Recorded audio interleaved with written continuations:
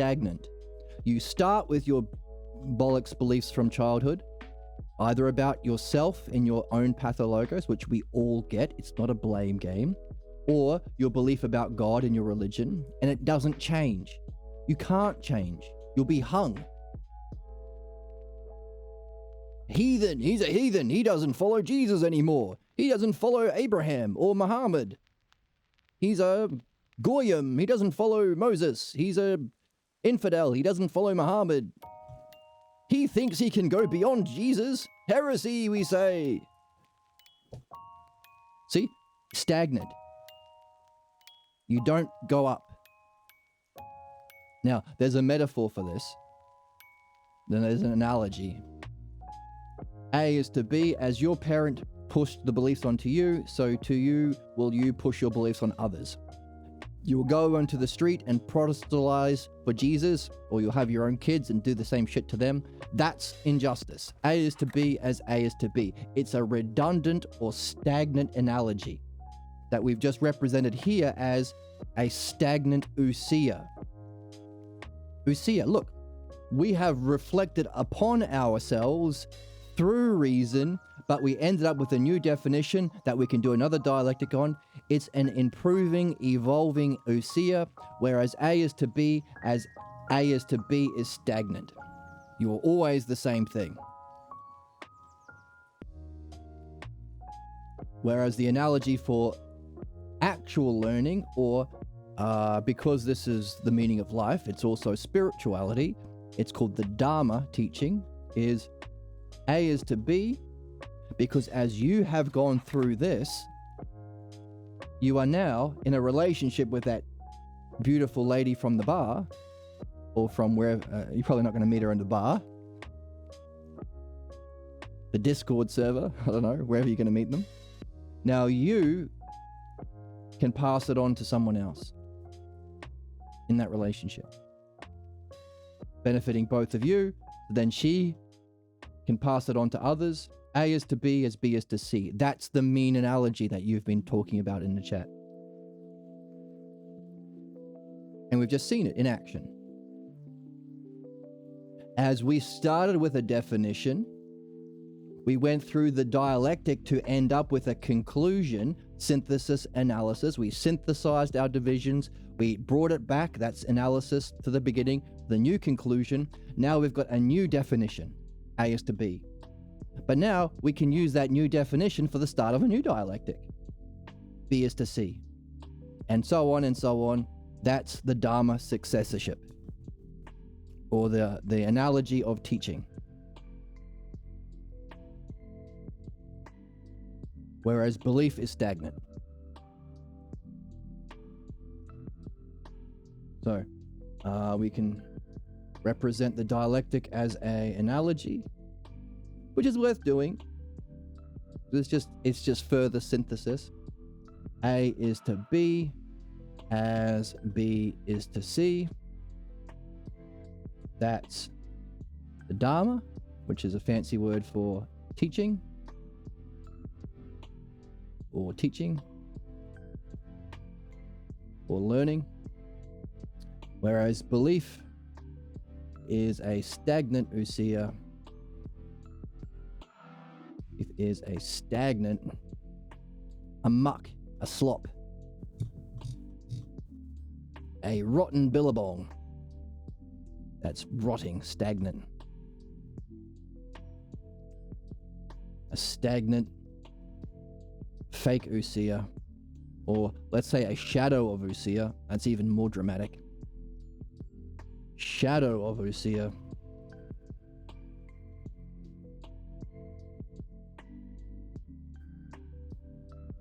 A is to be, as your parents did to you, so too will you look for a situation to do it to another person. Now, we've just given a demonstration of the dialectic. But you can also say, hey, while I've given a definition of the meaning of life to go from belief to understanding, to do a dialectic, there are two halves. We've got this, balloons. See? Balloons. Do that again. And more balloons. And if I do this, confetti. Confetti means you have to do the dialectic to. This is what if there is a meaning of life to move from belief to understanding, but you're not done. What if there isn't a meaning of life? Or that stagnant analogy of a shadow of ousia, what follows in our world if we do not develop out of beliefs? Give a definition. We are stuck in a world ruled by fascism and sexism and imperialism and all these fucking terrible shit, ruled by people's stupid ass beliefs that they got from their parents, from their parents, from their parents, all the way back to the cave. How would that function? Well, how do religions play out in the world? Mass genocide, war,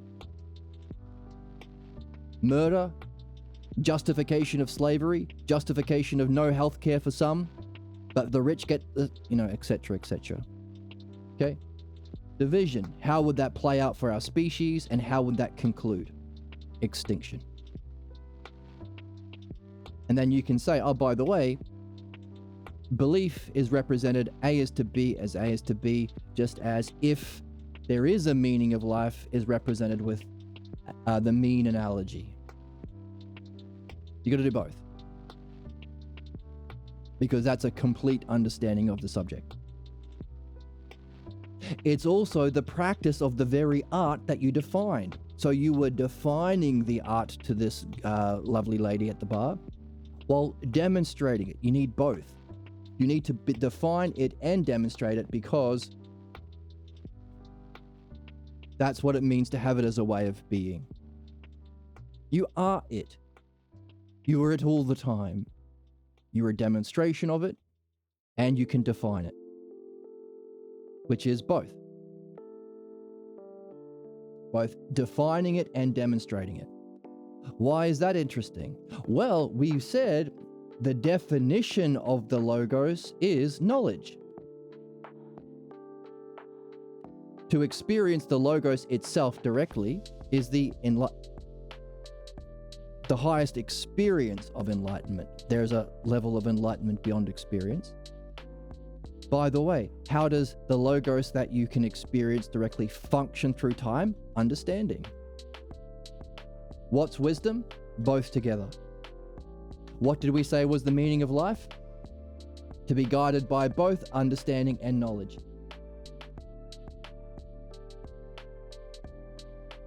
Have we leveled up our definition of what wisdom is? By using the dialectic? You define it. You can use the you can define the dialectic the way we've done, but you can also function with it. That's wisdom. You are it and you can do it. That's a way of being. Okay? Which was the very meaning of life that you defined. So you're talking to the girl like, hey, that's the meaning of life, and you've gone through it, and she goes, well, that's interesting. How did you know all that? You are such a sexy dude. I'm gonna date the hell out of you. But how did you get so smart? And you lean in and you whisper into her ear, baby, that thing that we just defined as the meaning of life, I was doing it the whole time. And then everyone listening cheers. Everyone at the bar starts clapping for you. There's one guy at the bar, apparently. But then everyone starts joining in. That thing I was defining, baby, I was demonstrating it the whole time. And everyone's happy.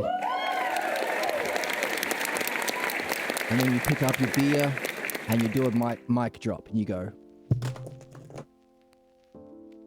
And then beer goes everywhere and she goes, oh my God, my dress is ruined. I hate you. And she slaps you and she runs out. Don't do the mic drop, but do everything else leading up to that. Define and demonstration.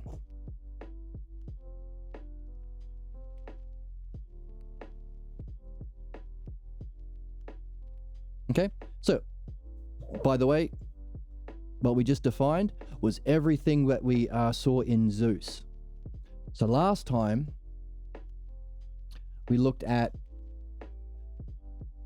the 12 Olympian gods, which is the theology or personification of the principles of metaphysics. We start with Apollo, right at the bottom, the activity of focusing on the source of all, to realize that by turning towards a higher mode of being, we have completed our philosophical journey. So we go through Apollo, we go through Aphrodite, through Hermes, the dialectic. We use Artemis, the principles of the dialectic for judging. Hera, we use the power of Ousia, the principles of Ousia. Demeter, by participating in Ousia, we benefit everything in existence. Ares, we protect that within ourselves. Athena protects it within intelligence. And Hestia protects the source of wholes, that we can progress through these higher levels of wholes that we have on the board. So we're moving through Hestia all the way through.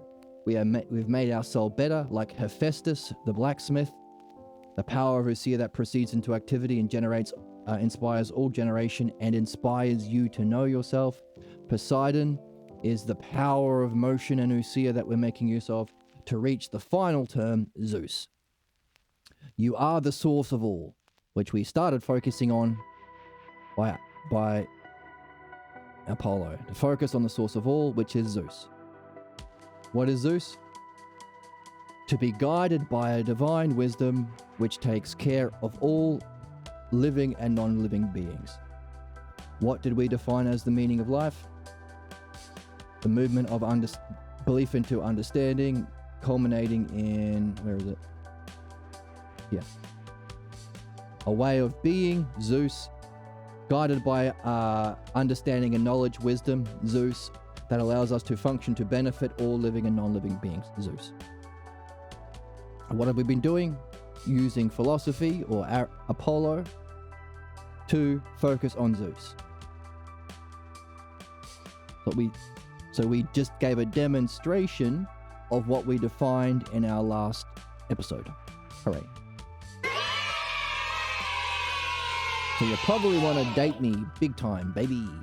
because definition and demonstration. Of course, there's not many people watching, so that falls on deaf ears, which is the puzzle of today. Why would this fall on deaf ears? So before we go through that, we can say, hang on a second, what is that art? Let's do another dialectic. Let's break it down into its divisions. What are the 4 divisions of that art? Well, hey, you can't reach that unless you are doing the book that we just did. How will we recognize we've reached Zeus if we're not learning the truth? That's the dialectic applied to the truth. That's why we read the books we read on this channel. See? By the way, even if you come across the truth, it's not going to stick unless you're also using the dialectic to remove what's false. Your false beliefs, that's midwifery. You're not going to do that well unless you're doing dream analysis. That's how you're going to unpack the messages of your dreams, the dialectic. And by the way, how can you practice this art of the dialectic if it's an art you are supposed to master if there's no one to play with? So you better share it. How do you share it? Well, we just gave a demonstration of that, didn't we? You find the smartest looking girl at the bar. She's probably going to be the most beautiful if you can see that. And you go through exactly the steps that I defined. So, I'm going to start a life hack pickup artist red pill course, just like all of my favorite right-wing podcasters. And you just follow my steps, pay me a subscription, and get everyone else to subscribe and pay me money. And you just follow those steps and you'll no longer be a incel. Just follow those steps I just outlined. Or, in other words, share the dialectic. So those are the divisions. The true, the false, both, and sharing. What's the common feature that unifies it all? That's synthesis.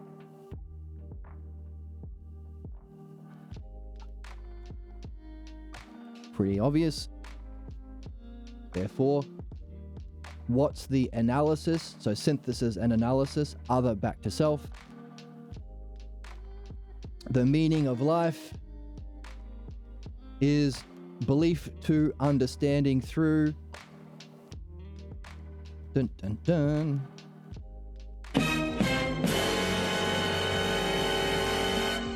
The conclusion down here.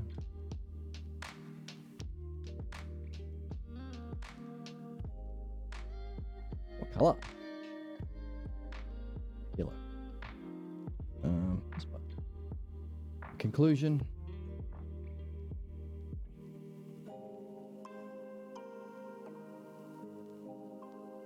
In philosophy, you probably hear it as,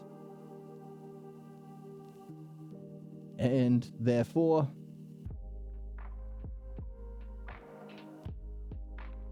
the meaning of life. Let's do a different color. Let's go blue. The meaning of life is dun dun dun.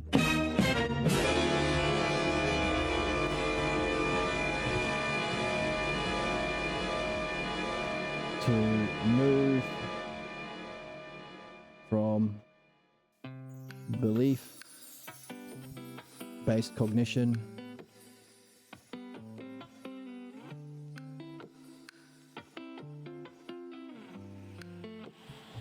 make some room.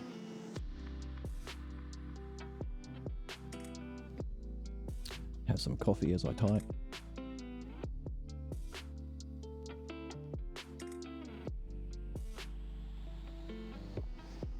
Into understanding. Hooray for understanding.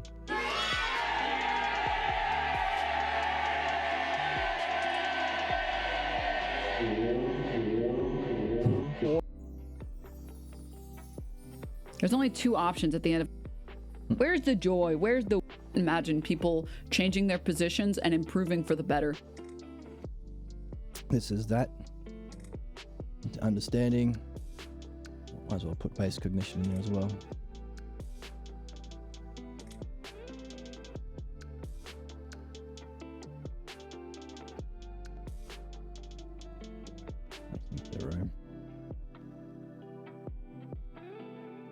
understanding. Based cognition. We're not evolving wings, we're evolving how we use language and self-reflection, logos and ousia. Are we going to use it to savage ourselves and each other, or are we going to use it to create a utopia and fulfill our personal destiny? Cognition.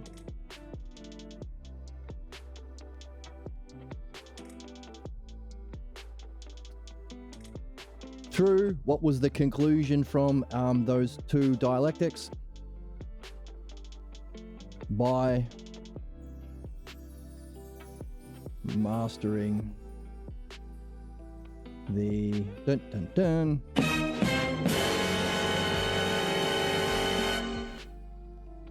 art. The art of the dialectic. Hooray! We got there.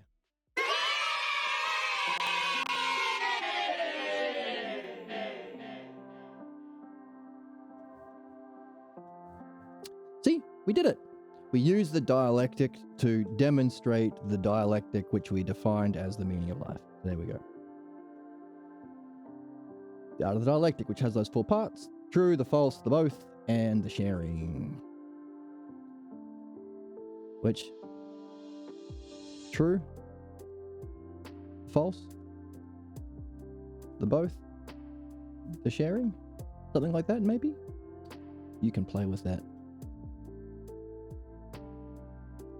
So, hooray for this book, it's a banger.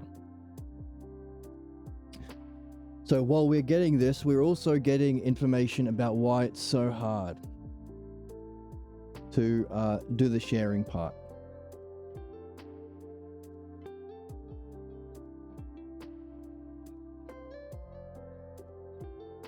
We've given a few tentative answers.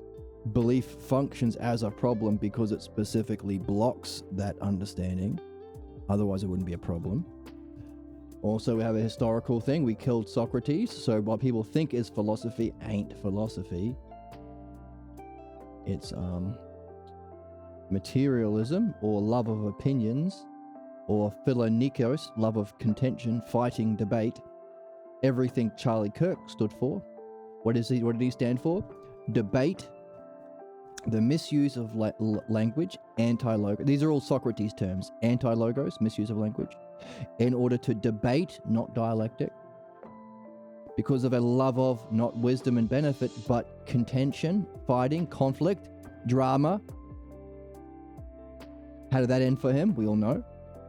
Philonikos is the name for that.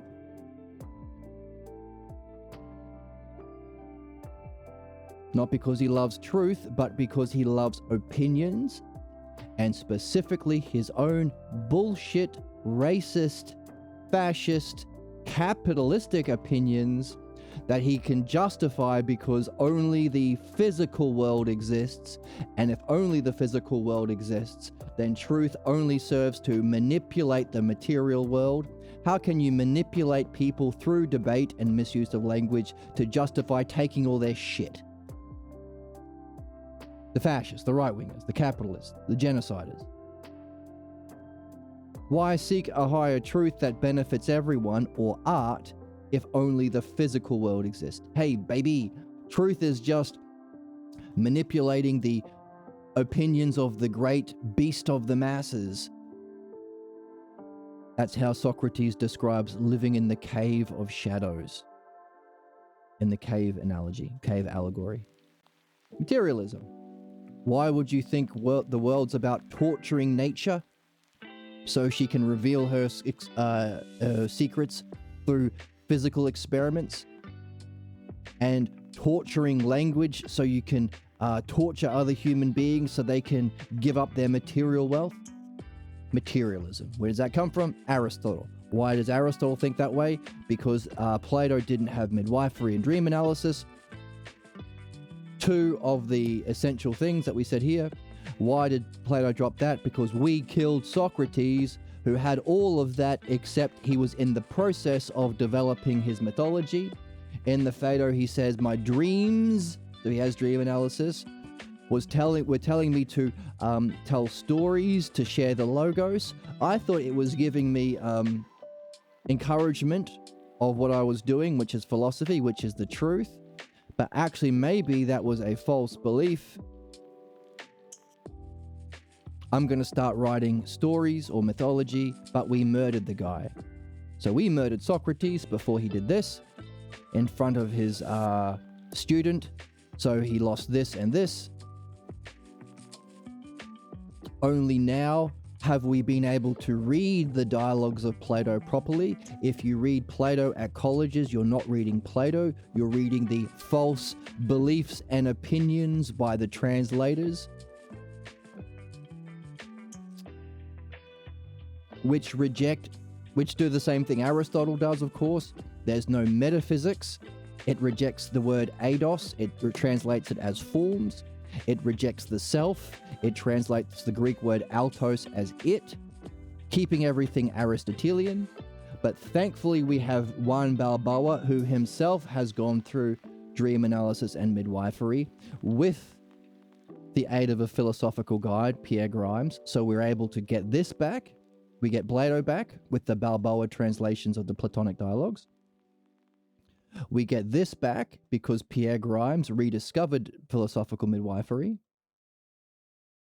We can do that because Pierre Grimes has written the dialogues, one of which we're reading right now, Jesus and Socrates. And we get dream analysis back because that's what we do on this channel. As we learn the dialectic by 1, 2, 3, we've been given a great gift by Pierre Grimes.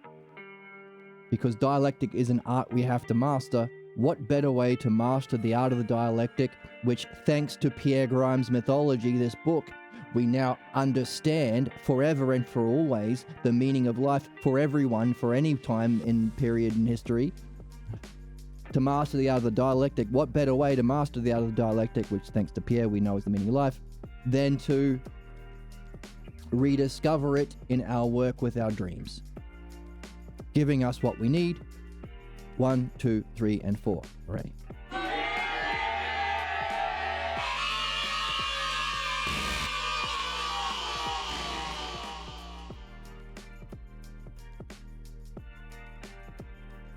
So, and if we can do that, we can master it from that gift by Pierre Grimes.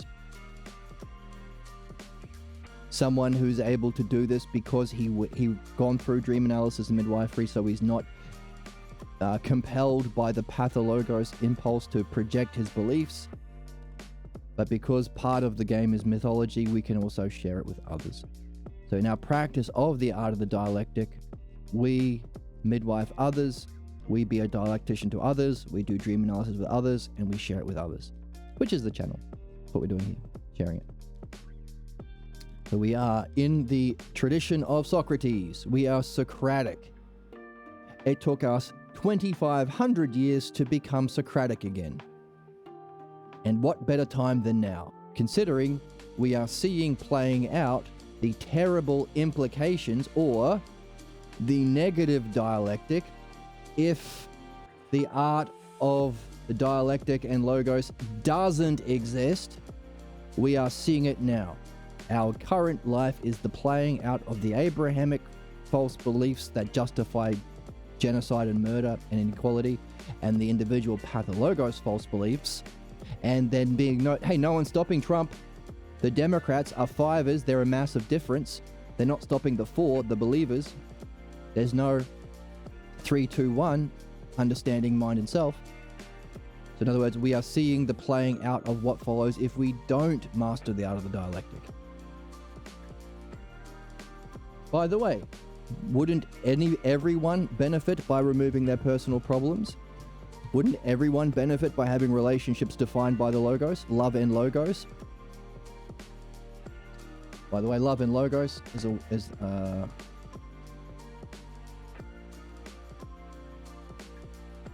so we could go through another dialectic as well and say, hey, by the way, how are you going to master the art of the dialectic unless you are first inspired to get off your ass. Although, in this case, sit on your ass, but watch this stream. Has to be some inspiration to play. Beauty. Beauty and harmony. Beauty and harmony.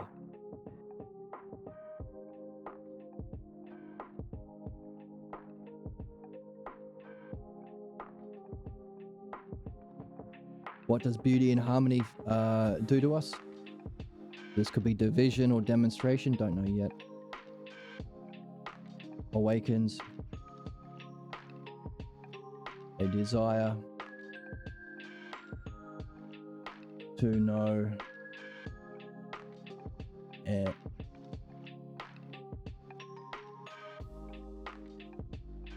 the cause of that. What's that? Usia. To know it's not enough. And participate in the cause of beauty and harmony.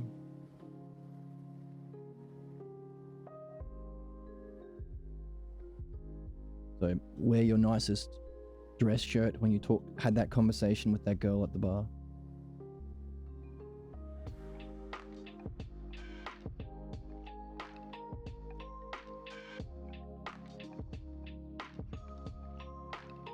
What's that called? Love. What do we do with this interest, usia, and love? We direct it to the dialectic.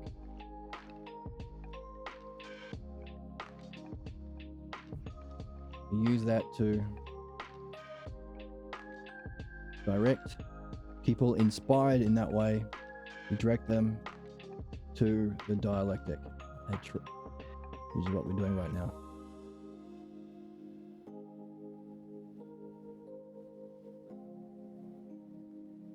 How do we do that?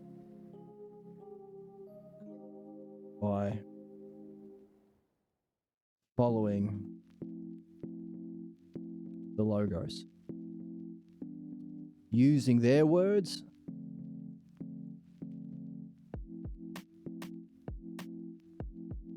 by following, like Socrates says, oh, by the way, Jesus, you were inspired by the beauty of the simplicity of my statements and the rationality of its order. Say more. I mean, you were in awe of what I just said. We read that in the book. Let's read it again.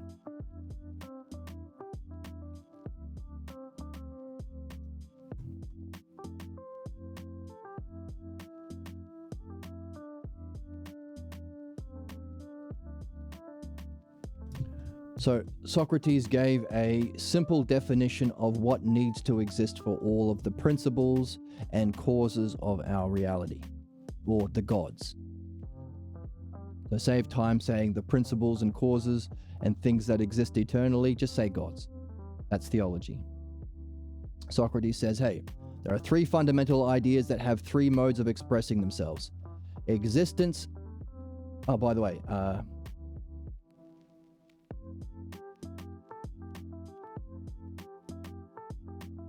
the conditions for all the principles and for living things must be prior to everything else. However, for living things to exist, there must be a power to them, and the power means that it has to have an activity that uses the power. So there are three fundamental ideas, three modes of expressing themselves. Existence has a being mode and power. Power has a being mode and power. Activity has a being mode and power. And of course, there's a third category of things that has a being mode and power, that which keeps those other ones together or preserves them.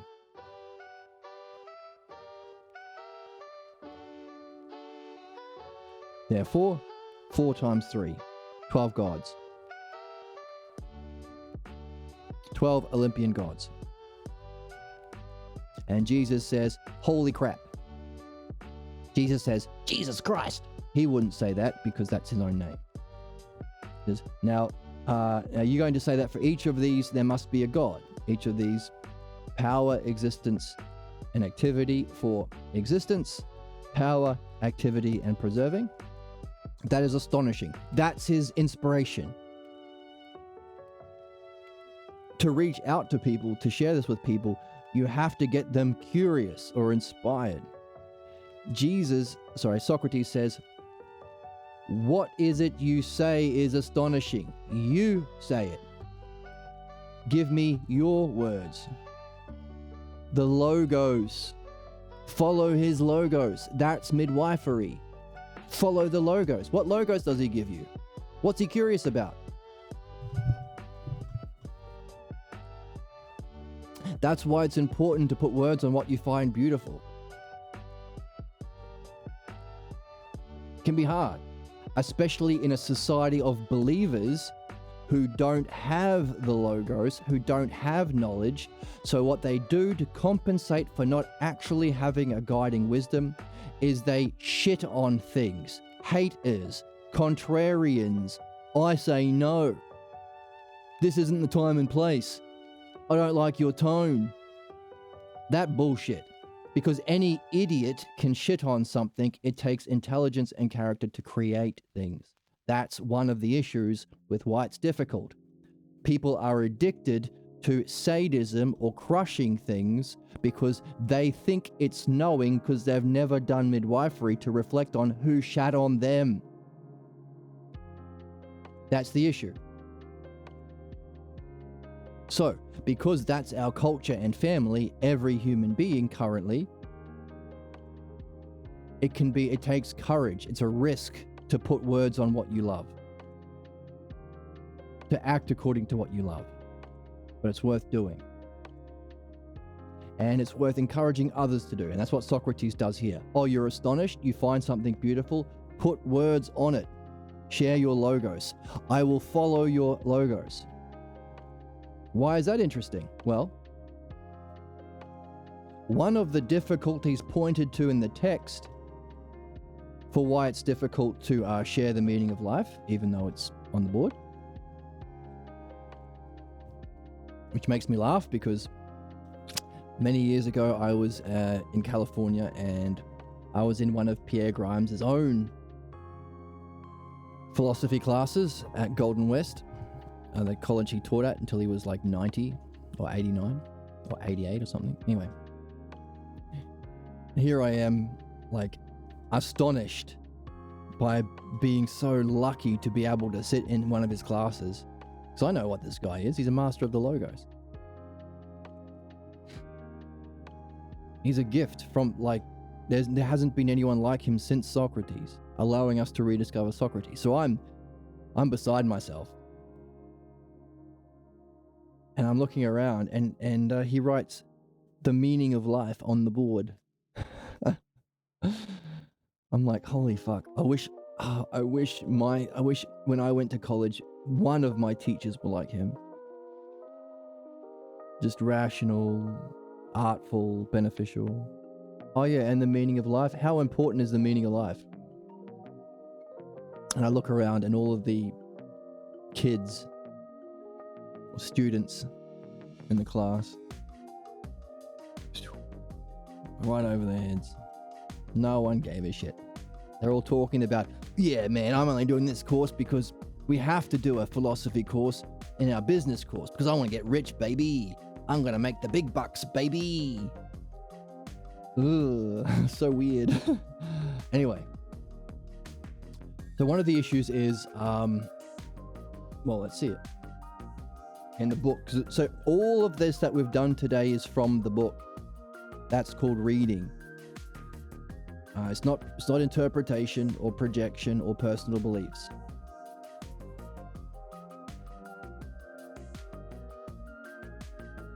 That's not how you spell entertained. The many can only be entertained and not taught the mystery. They either stand in awe or just ignore them. earlier in a similar thing, the many seek to be entertained and not taught. That's one of the issues. Why is it hard to say, hey, here's the meaning of life, benefits everyone? That's not entertaining. I like the drama. I want to see a debate between Charlie Kirk and a college kid, or Jordan Peterson and the scientist or something. I get it.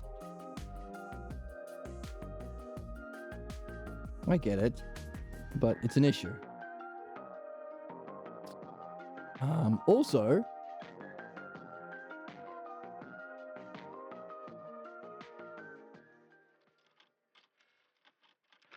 so long.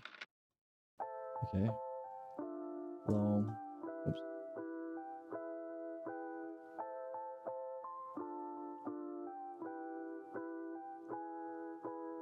Also, why did it take so long?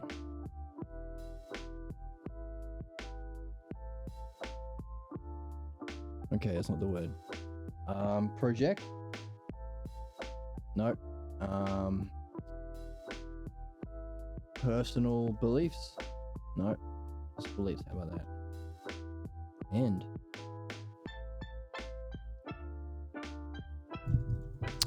okay, I'm gonna have to find a better word to find, because beliefs is gonna be all through this book.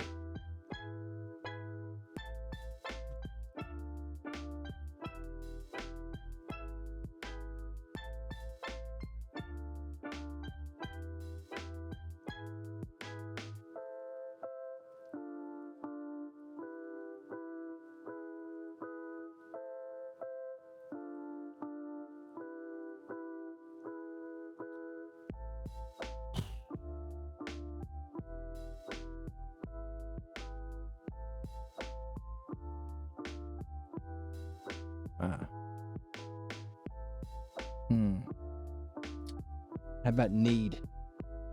Because the question is, why has it taken us 2,500 years to see what was there or to be seen? To rediscover the meaning of life from Socrates.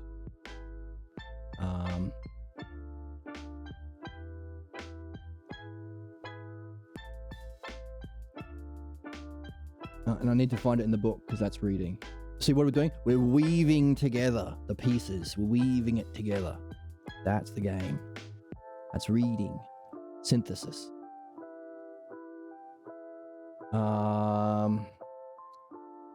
Why did it take so long?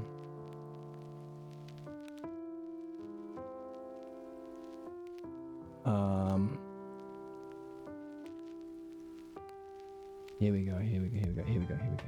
So it's page, remember it for next time. It is page 102. Why did it take 102 decades to rediscover what was there? All right.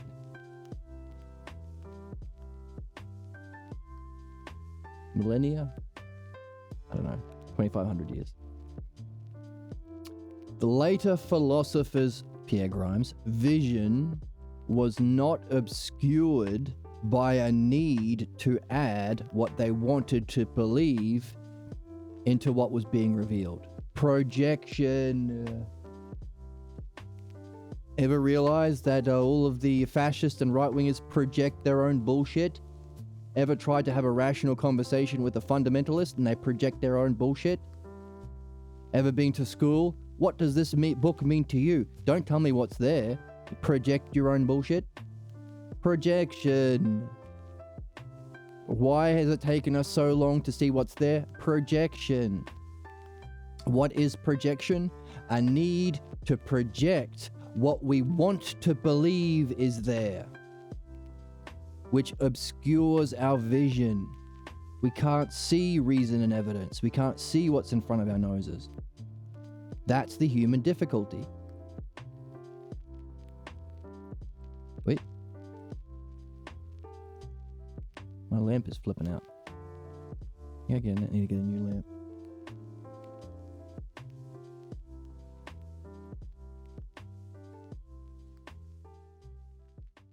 My aura is causing the lamp to bug out.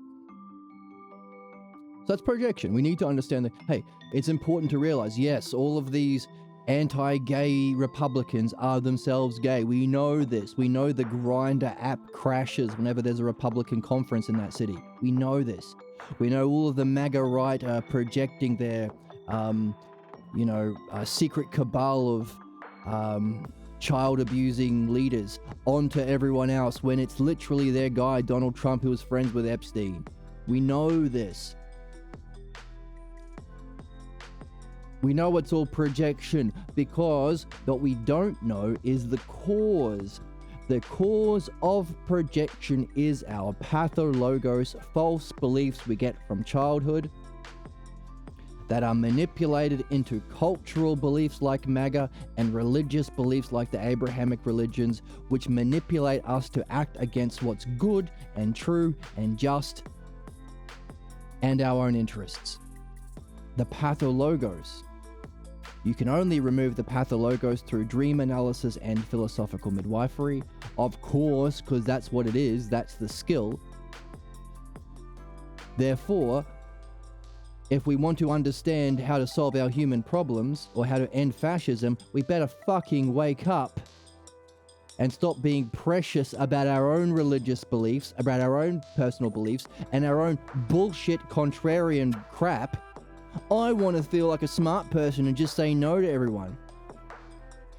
Fucking give it a rest. You are only going to solve these problems. If you actually literally care about these problems, do the fucking work and learn the dialectic. Apply it to dream analysis and midwifery. It's the only way to solve the problem. Yes, it was a great insight to realize it's all projection in the right wing.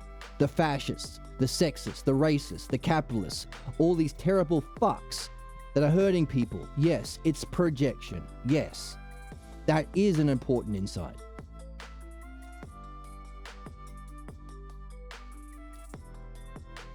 Now look at the cause. It's the same thing. If you genuinely care, you need to look at causes. That's the dialectic.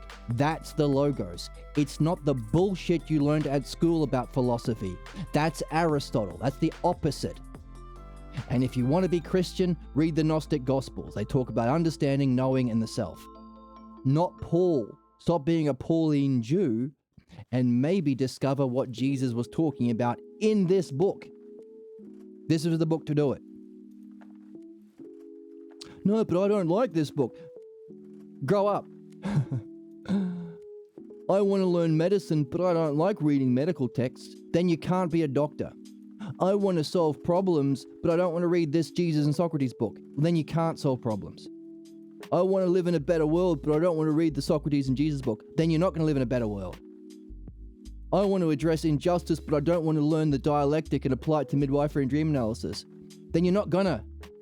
You're not going to remove your problems and you're not going to solve injustice. You're just not fucking going to. It's just that simple. I want to be a mechanic, but I don't like books on automotive repair. Then you're not going to be a mechanic. I want to end climate change and stop our extinction, but I don't want to read this Socrates and Jesus book. Then you're not gonna.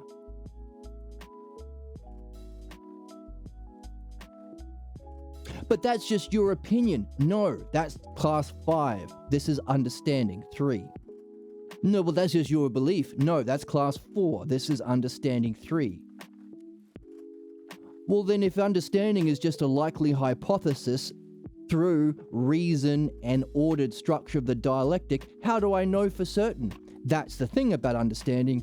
It awakens you to step 2, that's knowledge. The model, the paradigm. All in this book, by the way. Not me saying any of this. The Parmenides, by the way. The Symposium, by the way. Diotima, a lady, said it. Parmenides, Socrates' teacher, said it. Socrates said it. Homer said it. This took us 2,500 years to fucking listen. No, but I like hating on people. I want to be a troll and just say no. I want to watch the world burn. Then you can't help. Then get the fuck out of the way and let the good people who actually want to help do the work. You know what you're going to find? You're going to find that we're having the most fun. Because this is the only game in town. If it's the meaning of life for everyone, if it's our purpose for being alive, it's the quest. It's the archetype or paradigm or model for the fucking hero's journey.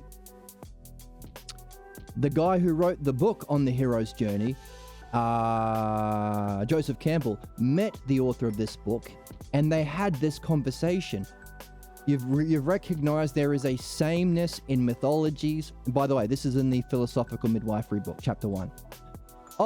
You've written the book called Hero of a Thousand Faces, or The Hero's Journey, that all screenwriters will now read. Star Wars will be based on it. Good job. And you're going to work with George Lucas. Good job, Joseph Campbell. By the way, you've noticed a manyness from which you've derived a theory of the hero's journey. What's the cause? What is the meaning of life that all of these are mythological, analogical expressions of? Read the Symposium. You know what Joseph Campbell did? Ran away. Ran away. But we're not running away. We rock. We rule. We are number one.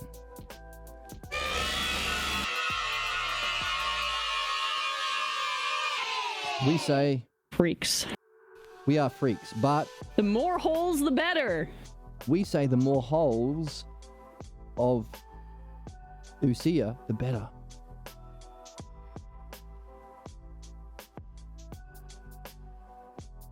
We say Imagine people changing their positions and improving for the better. we're improving from the better, for the better. And it's fun. Where's the joy? Where's the whimsy? Where's the childlike wonder? That's the game.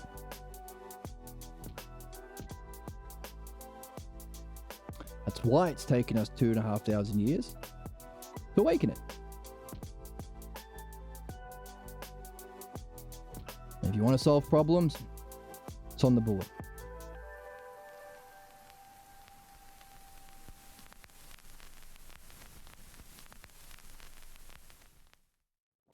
You can read it.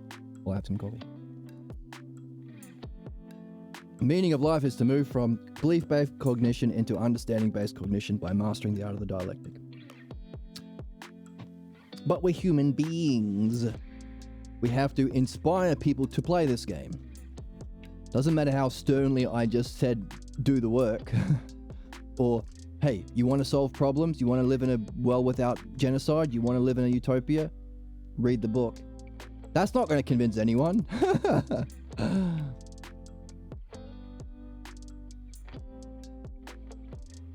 Inspiration is needed. We have to be beautiful in it. Why? The experience of beauty and harmony can awaken us to know and participate in the cause. That's awakening of human Usia.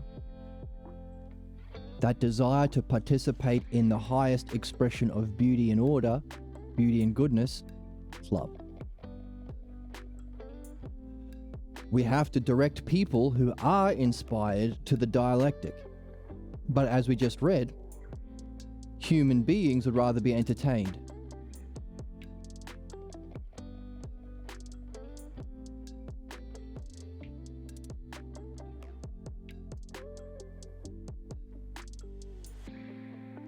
But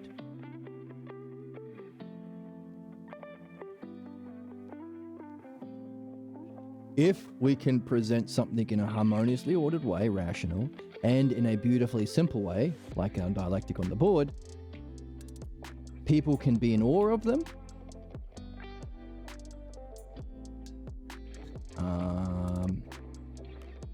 And if they are in awe, what did Socrates do?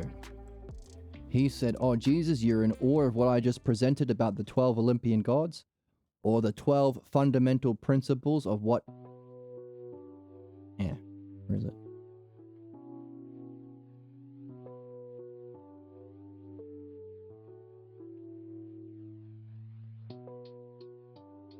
The principles, the conditions for all principles and for all living things.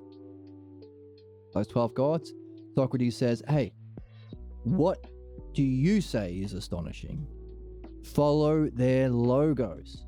Put words on what's beautiful. Yes, there are contrarians and believers who try and use what you find interesting or beautiful to crush you so they can compensate by being a sadist because they don't have a feeling of knowing, because belief doesn't have a feeling. Yes, that's sadism. That's the mark of knowing. That's why cruelty is the point for MAGA. Cruelty is the point for the Zionistic Jews, for the genocidal Christians doing the Crusades, the torture, the witch burning. Yes, cruelty is the point for believers. That's the thing they compensate for knowing, because they can't create, because that requires understanding, and they can't know because that's the knowing experience that has a feeling. Sadism. But we're not in that game. We don't punish. We don't hurt people. We encourage people to put words on what they find most beautiful and harmonious. That's what Socrates did here. What do you say is astonishing? And Jesus put words on it. Meet them where they're at. Follow their logos. Jesus says it's beautiful in its simplicity and it's ordered in its structure. What we call rational. Yes, you've caught my meaning. Good job, Jesus, says Socrates. He's demonstrating how we share it.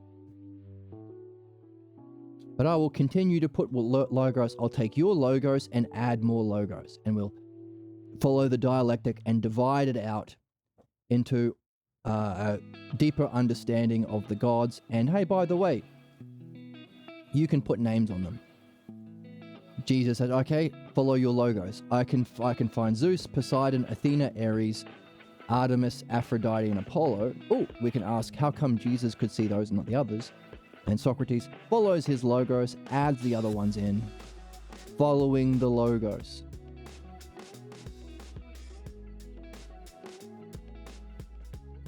Now,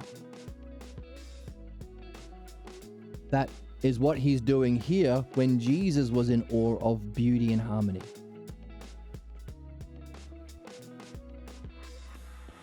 But earlier,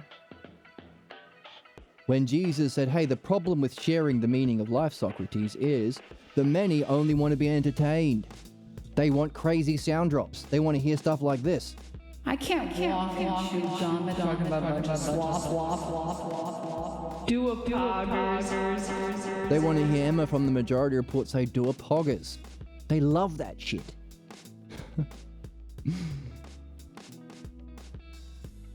Talking about a bunch of slop. But what did Socrates say? You know what? I meet them where they're at. I follow their curiosity, their interest. What have they been focusing their self-attention on? People who are tanners, smiths, and shoemakers have principles that underlie their interest, their skills, that are not different from the spiritual practice of philosophy. Because, hey, each of those guys have a model that they copy, but you know what the archetype is? Heaven is to earth. Being is the model that we study in metaphysics and theology for the world of becoming. Just as you blacksmiths, shoemakers, and tanners have some model you're copying.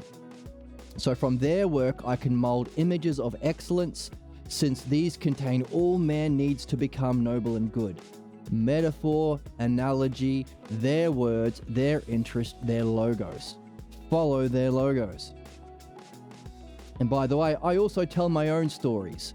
Like Theseus must slay the Minotaur. So too, in the Phaedo, the philosopher has to slay death. Not fear death. Experience death. Understand death. Not this bullshit from Abrahamic religions. Hey, you know what happens if you actually practice dying? Gather your soul together outside of the body, which is the exercise of true philosophy. You will realize that what has been fed to you from your religions has been horse crap. The fears that theistic religions pour down on their believers are not experienced. There ain't no devil poking you in the butt. That's fucking shit Just like, hey, the sexist stuff, false. Racist stuff, false.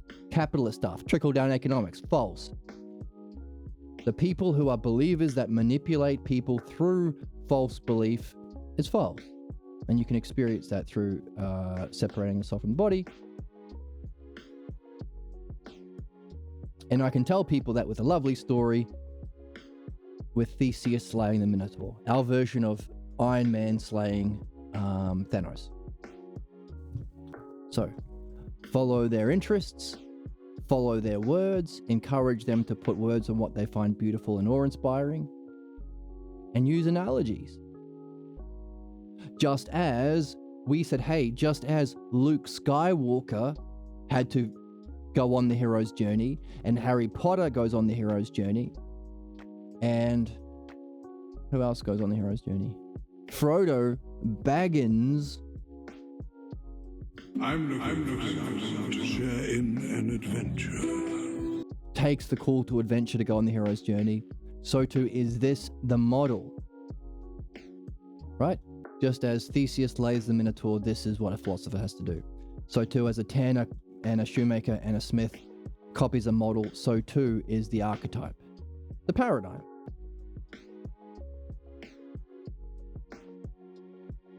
Follow their interests, follow their mythology if you want to, like Jesus and Socrates up in here. Encourage their words, follow the logos. Is Socrates' solution to how do you deal with what Jesus said? The many only want to be entertained. You can't teach them.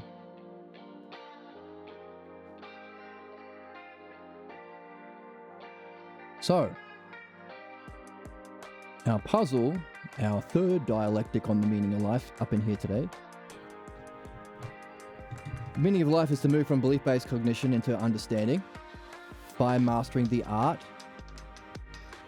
The art of what? The dialectic, number 2. But you can only do that if you're inspired to play. Present something beautiful and harmonious that attracts an interest and a desire to participate in the cause. That's ousia. That desire to participate in it is love. What do we do with that awakened interest or love? We direct them into the dialectic by... How do we do it?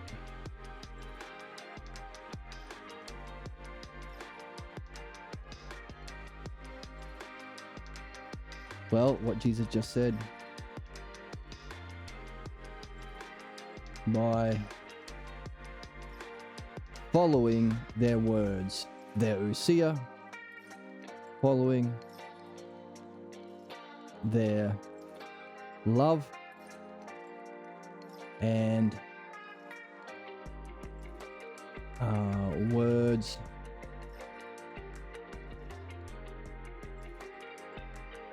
and interest. We've already got love. Their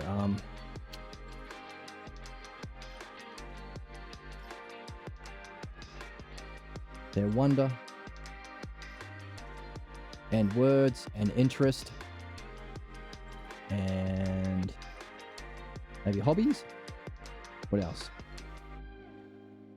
Oh yeah, and stories they like.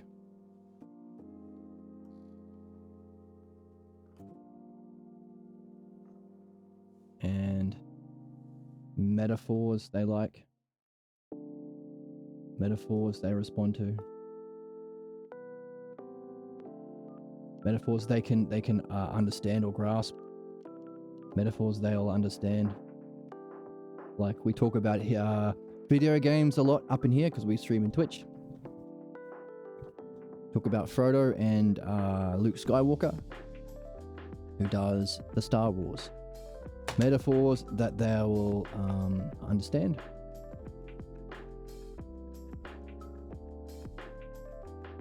So, division.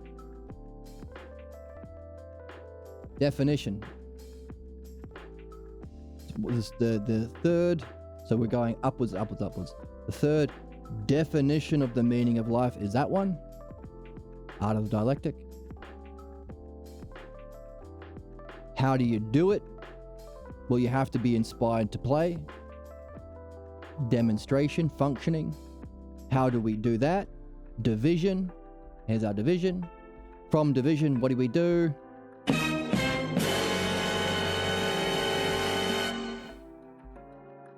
You guessed it. Synthesis.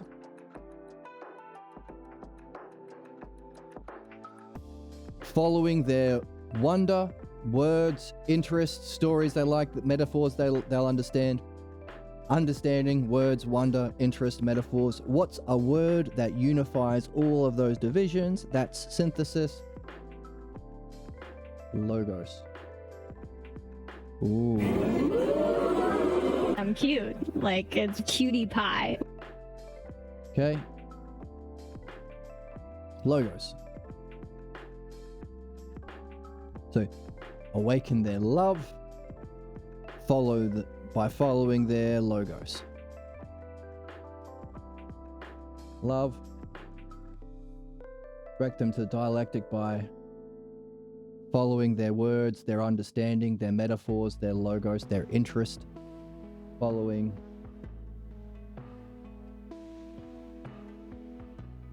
But also the logos, the self logos. Self logos. Okay. So put that together. What do we have?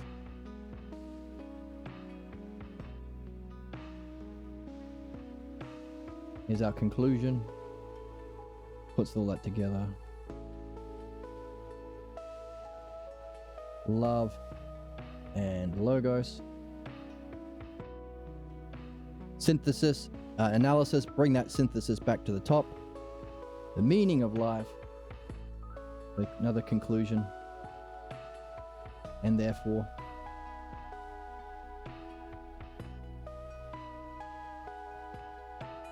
conclusion. And therefore, meaning of life. The meaning of life is the move from belief to understanding.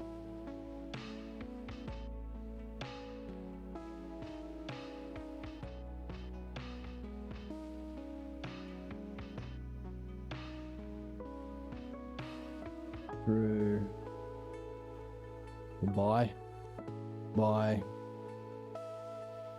mastering the art, the archetype of all arts, so the art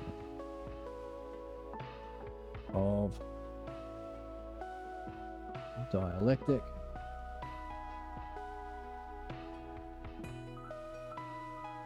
Through love and logos, relationships with others, or the word for love is philos.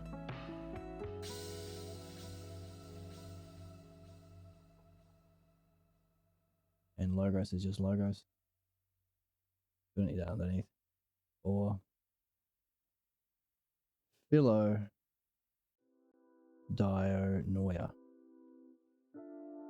The love of logos or love of understanding. Well, love and logos or philodianoia. Which is understanding here. Love and logos together here. We could say that. So that's the art. Dialectic or philodianoia is how we go through that.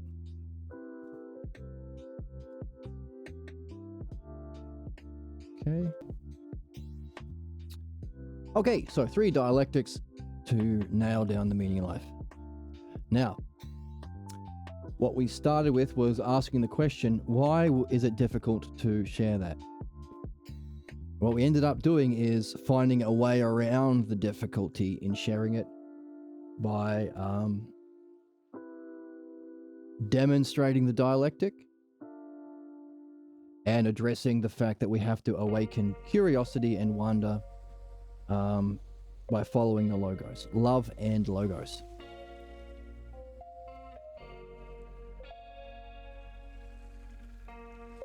Love and logos Philodainoia. Is needed to master the art of dialectic, to move from belief to understanding. That's the meaning of life for everyone. So, we did have a bit of a workaround today. My plan was to look at the reasons we have in the text for why people don't want to hear that. Because we have a few. We have, of course, the historical Aristotle. We have people rather be entertained. And we also have fear. Believers in the fourth category are taught to or learn, because it's not real teaching. It's that stagnant analogy. But you learn, you come to your own conclusions, learn to fear understanding, which is 3. Mind, which is 2. And self. That's what we have from the text. We better find it in the book.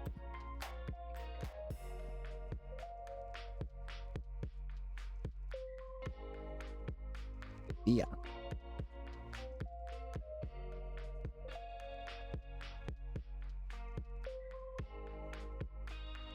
Fear of mind drives your own absurdities, says the anti-chorus. They're taught to fear God that will punish them. Fear drives them to escape from the light. Fear of the light of mind. Fear drowns out the rationality, any voice that seeks a rational approach. So now we have a fear of the mind and a fear of rationality. But we want all three. We want fear of self as well. Fear the mind, fear, the non-belief. Oh. Here we go. Page 102 was our previous one. Why is it taking us so long? 102. Took us 2,500 years to do midwifery and dream analysis, so we're not projecting our shit, so we can actually hear what Socrates is saying. But also 99, page 99. Jesus saying, what most want to believe, they wait to insert in whatever teaching is current. Projection. Bullshittery. My followers are attracted to Paul. Modern Christians are Pauline Jews. For you, modern philosophers, it's Aristotle, both of which deny the source.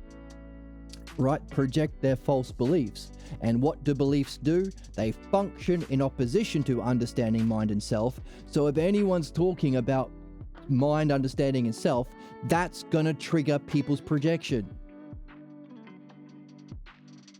If you talk about understanding, people are going to get triggered. Talk about the mind and spiritual experience, more people are going to get triggered. Talk about the self, fucking everyone is going to get triggered. It's like a hierarchy. There are some open to understanding, but don't want to experience the pure mind. They reject a model of justice for politics, for spirituality, a model of beauty. Everything is relative. So there are some that love understanding. Of that group, most fear mind. Of the people open or agnostic or curious about actually knowing the principles that guide understanding, mind, in that group, most fear self. So it's a very, very small group of people, one in 2,500 years, that was open to or free from the fear of all three, understanding, mind, and self.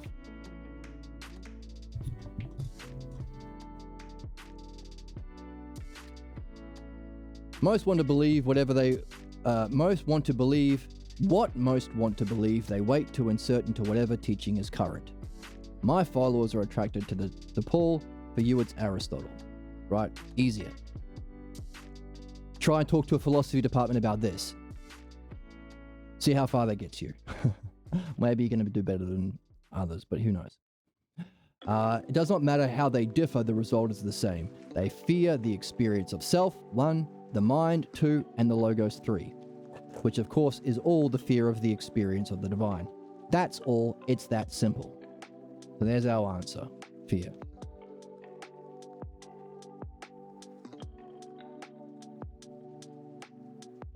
Here's another answer.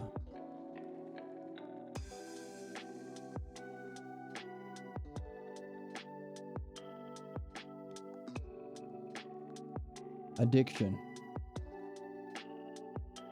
to what belief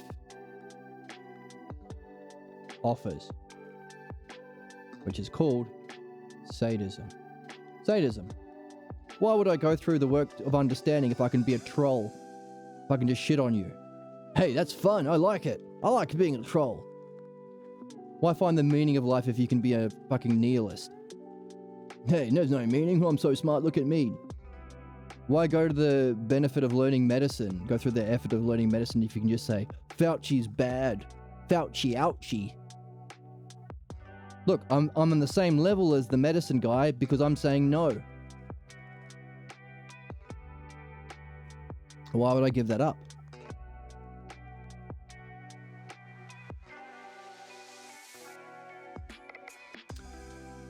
Sadism as knowing,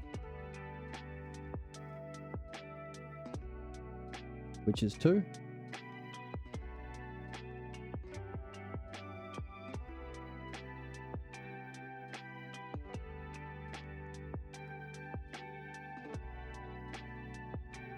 Contrarianism,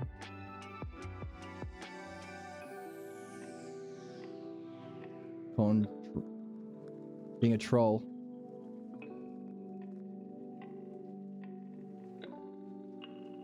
Contrarianism as understanding. Just saying no. Which is number 3.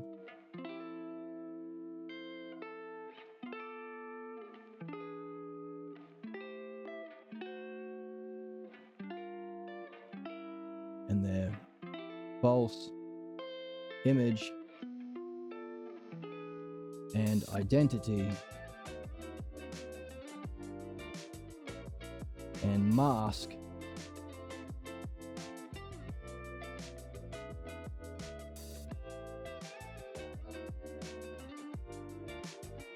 as self.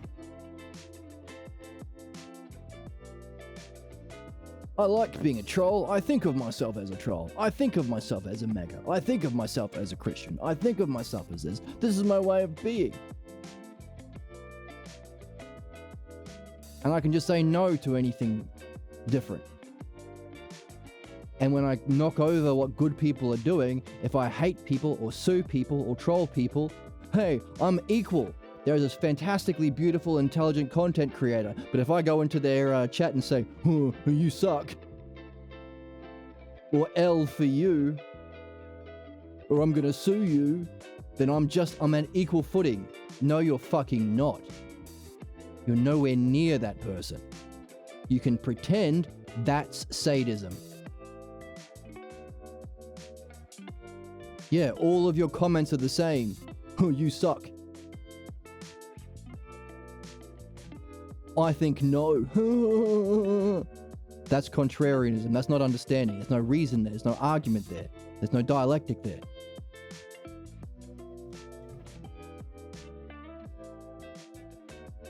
I already know what the self is. Why would I learn? That's your image and identity and mask that you've been cultivating your life. That's what's offered by believers. That's what people are addicted to. That's Charlie Kirk. Time of the recording, he was assassinated this week. Loved to inflict cruelty. Loved to go to colleges and get people to argue with understanding in good faith and just say no. I'm racist. I'm a fucking bigot. That meme, Crowder meme. I'm a fascist. Change my mind. You're not going to, because he's not interested in understanding. Contrarianism. That's the black pill nihilists. The what do they call them? The groypers. Whatever the fuck. The fascist, sexist, racist, nihilists. Everything, I'm saying no to everything, and I feel so smart.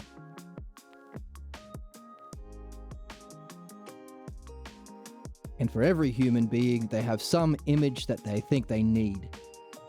That they spend their life cultivating, that's their mask, and they eventually spend their life becoming identified with it. The self is beyond images, it's beyond belief. That's the goal.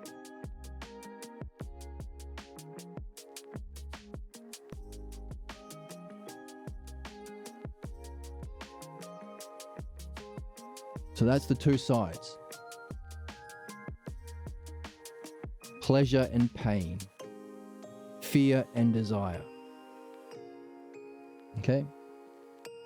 We fear the truth of understanding mind and self, and we desire our sadism as knowing, our contrarianism as understanding, and our false image of the self.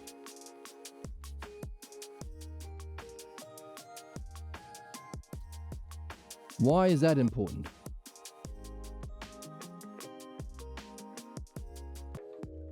Okay, so listen to this quote from our friend Keegan Tegan on Instagram. No one seems to be learning or growing or addressing actual problems. No, that's our friends from Some More News. This guy had to admit that the people in his life who helped convince him to be a conservative in the first place, parents, clergy, other authority figures, were wrong. Not only was wrong, but lied to him, and that he fell for it. All of that takes so much courage and character. Courage and character, or virtue. Okay? So we just jumped over to the Republic, where Socrates defines courage. Now, we have a better understanding because one of the categories of gods is the preserving gods. One of the natures of the divine is the existence, power, activity, and preserving around all. And the preserving gods are Hestia, Athena, and Ares, the warrior goddess. Love her. Whoops.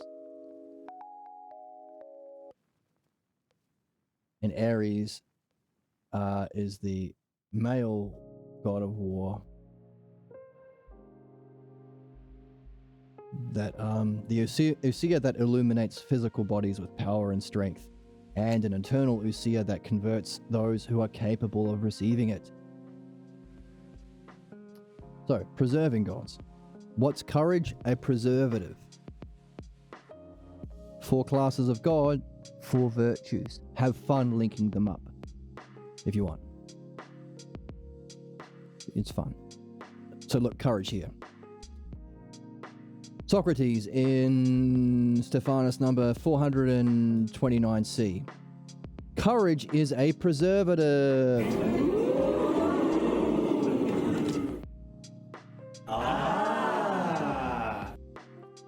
Preservative.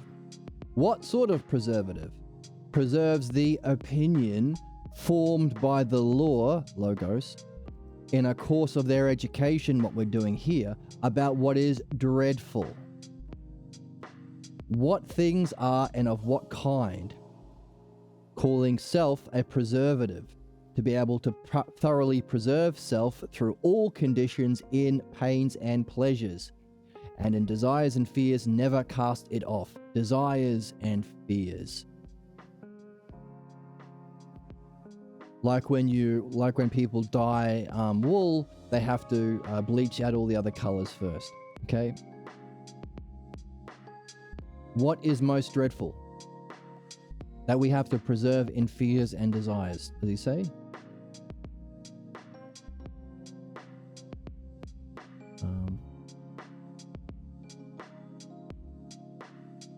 A power and preservation of the right opinion throughout all conditions what is most dreadful? That's courage. Well, what's most dreadful?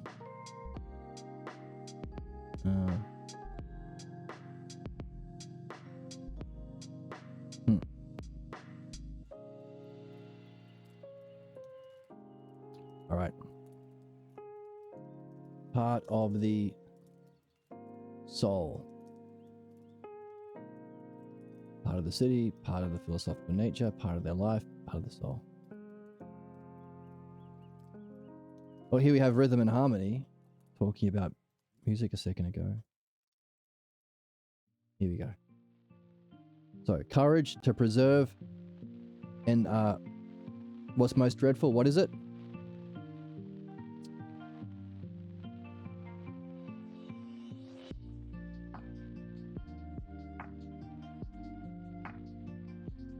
The true lie. Here we go, which is 382. Stephanus number if you want to check it out. No one willingly desires it. This. That no one willingly desires to be false in any degree in the most vital part of themselves concerning the most vital aspects of reality, self, mind, logos, and especially the self. All fear that. Adamantos doesn't understand. It's nothing grand. It's simple. It's simple. Look, it's easy, says Socrates. To be false and deceived and ignorant about what's real. False, deceived, and ignorant. Pathologos, baby. Religion, baby. And have that falsehood in there, in the soul. All beings would have extreme hatred for this in such a place. That's the true lie. The pathologos, and by extension, religious belief, in particular in our current age, Abrahamic. The ignorance in the soul. The lie is an imitation of an affection, of a state of being. You're imitating your parents and your priests, baby. And later arose an image of the self, baby. That's a true lie. Hated by the gods and hated by human beings. You can't do metaphysics, become a god and friends of the gods, and you can't live a good life if you have this deception about what's most real in the soul. That's the pathologos. That's the need for midwifery and dream analysis. If you're not there, you don't have courage. Courage isn't removing it, it's to carry the right opinion that the pathologos is the most dangerous fucking thing in the world.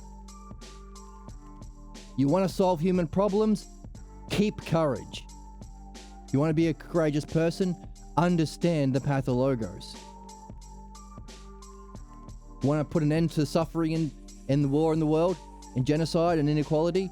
Understand the pathologos. The pathologos is the root cause of projection, the root cause of injustice. It's the A to B as A is to B analogy. That's the conflict. It's the cause of belief. It's the cause of attraction to similar tyrants. Americans to their Trump, Jews to their Netanyahu, Russians to their Putin, Germans to their Hitler, you name it. It's the attraction to Aristotle and not Socrates, to Paul and not Jesus. That's courage. You don't know it, it's a right opinion. It's right because it's verified, it's true. It's right because you can prove it into understanding. But if it's understanding, you don't need courage. You see it. And you verify that understanding and knowledge by the direct experience of understanding mind and self. 3, 2, 1. When you see it and you are it, when you've reached Zeus, it's your way of being, you've fulfilled your purpose and the meaning of life, you don't need courage. It's just you now. Courage is holding it when you don't yet see it. That's courage. To hold on to the truth in right opinion about this fucking importance of the pathologos. We ask the question, hey, why has it taken us 2,500 years to read what was there? Why is it taking us so long to write on the board the meaning of life? Here it is.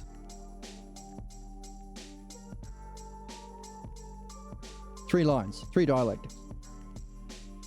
Why is it taking us so long? And why, even though it's written there, solve all human problems, help all people, the paradigm for spirituality, the paradigm for learning or Dharma, why won't people care?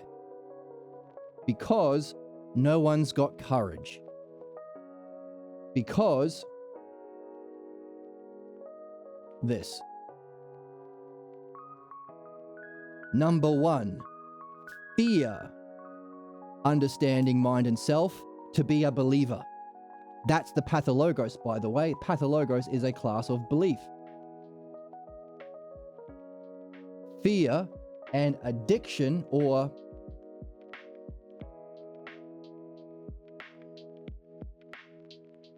fear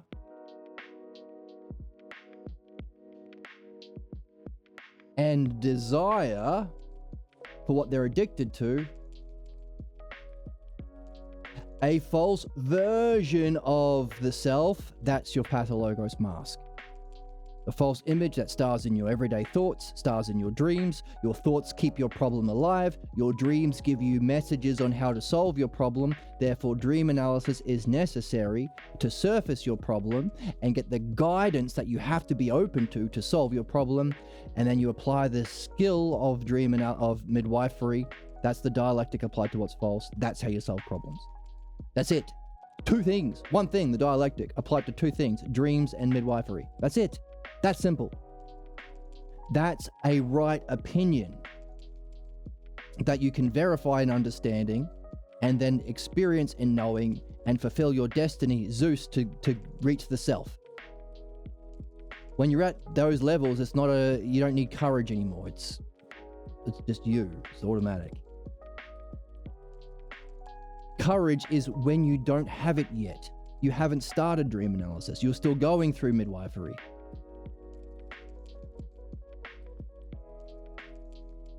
That's the true lie about the self, about the logos or understanding, and about what it means to be reality. About reality, the self, and the logos.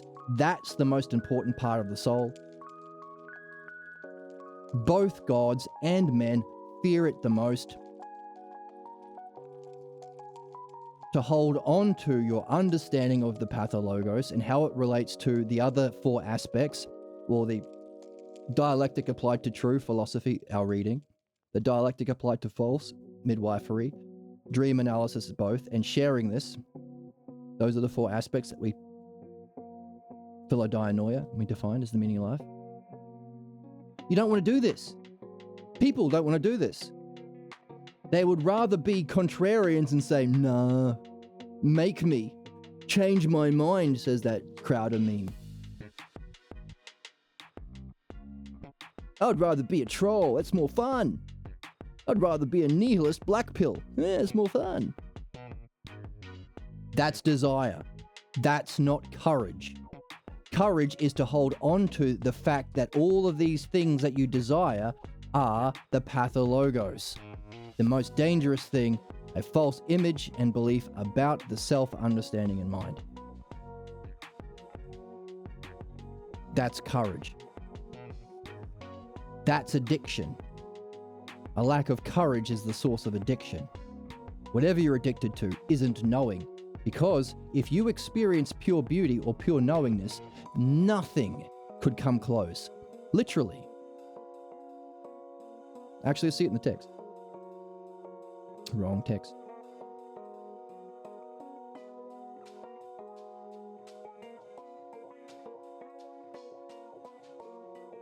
If you saw it with your eyes, it would awaken such a strong desire that you would go crazy.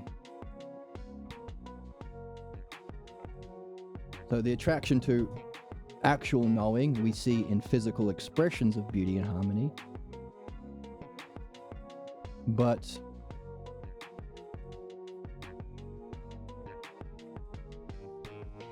the sight of beauty of this divine luminosity awakens an intense desire for union with it. So too is the desire to participate in it most fully. That's what love is. For love is the desire for the beautiful and the good, to experience it in depth and understand it in depth. Experience and understanding, that's wisdom. The practice, as the practice of being open to it and participating in it is the exalted kind of knowledge. Its goodness shines through and it becomes that to which one looks when forming an idea of what is just in man and society. So every politician needs to have this in a rational society. But he talks about if you could see it with your eyes.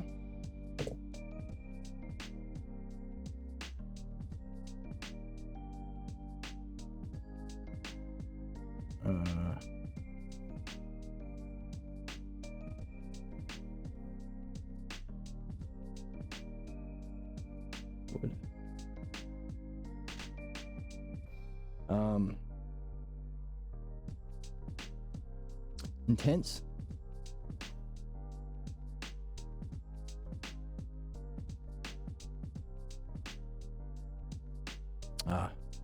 Don't know what to look for. There's a line. If you could see it with your eyes, you would go crazy, or it'd awaken and make you sick. Maybe sick. Sick beliefs. Sick logos. No.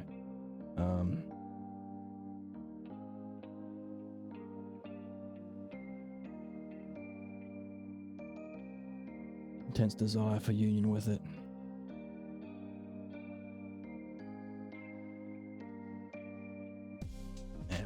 Can't remember. I don't know what to search for. There's a line from Plato, if you could see it with your eyes. So that's addiction. You are substituting sadism, some version of sadism, or false knowing, for knowing. Breaking things, hating on people, beating up your enemies, killing people. Someone in the chat asked me, what do you think about killing enemies? That's sadism. Stupid. You kill your enemies? That's fucking dumb. Come on. Why would you have enemies if we're all the self? That's courage, by the way.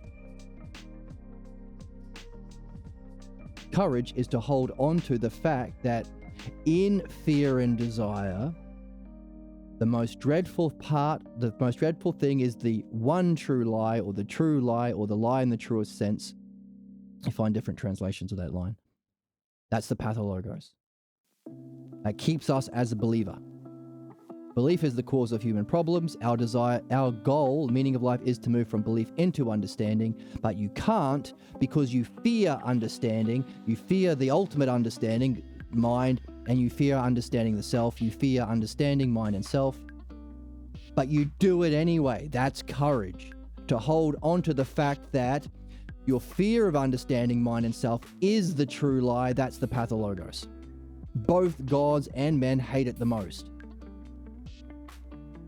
In fear, hold on to the fact that your fear is just the pathologos. The desire, I'd rather just say no and be a contrarian. Say L. L to you. I want to see you cancelled or sued or whatever. Sadism as knowing. I don't want to learn about myself. I know what myself is. The mask. That's our desire. The desire that puts you off the meaning of life is the pathologos. Addiction to injustice. That's the human condition currently. Our fear of our development is again the pathologos. Therefore, courage is one thing, to hold the right opinion about the pathologos in your fear that prevents your movement from belief to understanding, and in your desires that prevents your movement from belief to understanding. That's courage. So, we've just done another mini dialectic. We don't have to, you can do yourself if you want. I mean, it's a gift. Happy birthday. It's my birthday, well, yesterday. But here's my gift to you. Everything we just went through in that text from the quote from the text in the Republic, you do a dialectic on that. And I'm going to take the conclusion, because at the end of that dialectic, that includes fear and desire. requiring courage. Requiring the true virtue. Right opinion, by the way. You don't know it. You don't even understand it yet. That's courage. The true virtue. By the way, the modern virtues are based on Aristotle. So that's called Stoicism. If you think you know what courage is and it's being a tough guy and the ups and downs in life, that's Stoicism. That's the language of philosophy in the Aristotelian materialism. That's Stoicism. So I've looked up philosophy talks on YouTube and stuff, and they're all Stoic. Stoicism, Aristotelian denial of Socrates, of Socratic philosophy. So they use the language of the virtues without an understanding of what it is. The virtues, but you're so fantastic and wonderful because you're in this channel and you get to know what it is. Virtue of courage. Ooh. So that's the fourth dialectic. So see how our definition of the meaning of life has evolved as we've done the dialectic 4 times. So you go back to that club where that sexy girl is and you say, "Hey, baby, did it hurt when you fell from heaven? Because you're sexy, baby." And she goes, "Come on, I'm done with pickup lines. They're cheesy." And you're like, "But I paid all this money to my Red Pill podcast, self-help, Andrew Tate, Jordan Peterson group. They told me that I will not be an incel if I use these pickup lines. I paid all this money." And she goes, "Come on, do better. Speak from yourself." And you say, "Oh, the meaning of life actually is the movement from belief to understanding by mastering the art of the dialectic through love and logos, baby, or philodainoia, which requires the true virtue of courage along the way." That's what I think true love is. That's what the meaning of life is. And that's what you get if you be my girl, baby. And then you'll fall in love. As Socrates says, you'll give birth to not children, but works that will rival Homer and Hesiod. Be works of art that will be objects of human reflection for 1,000 years.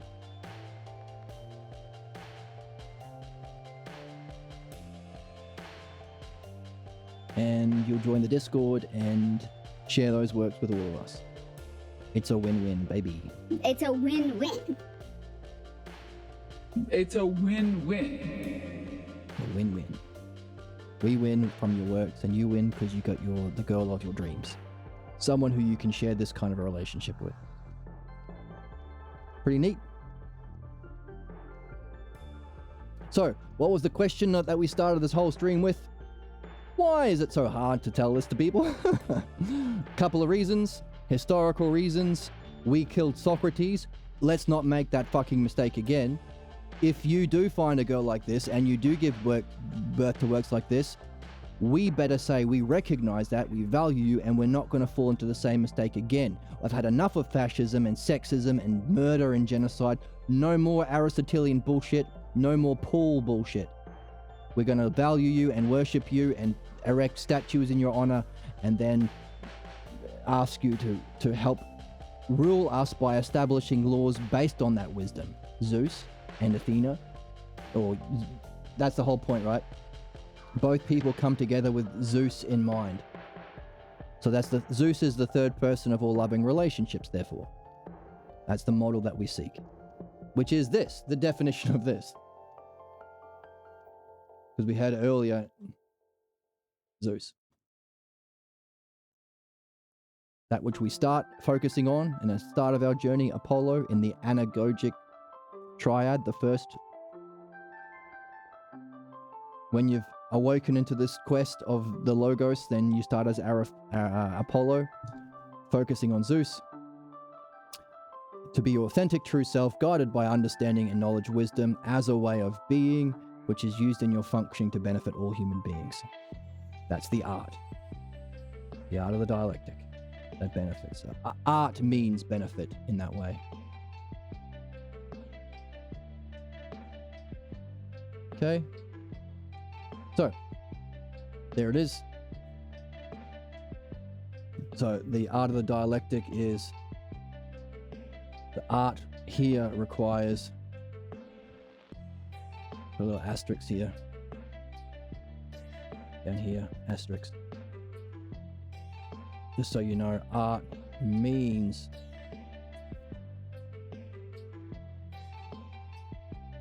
way of being, guided by wisdom, which is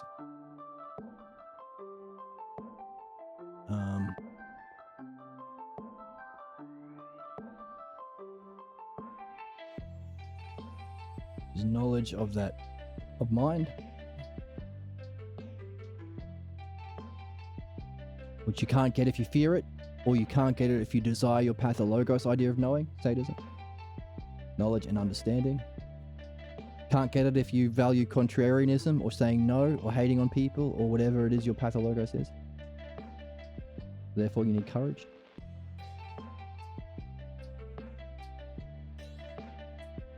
To benefit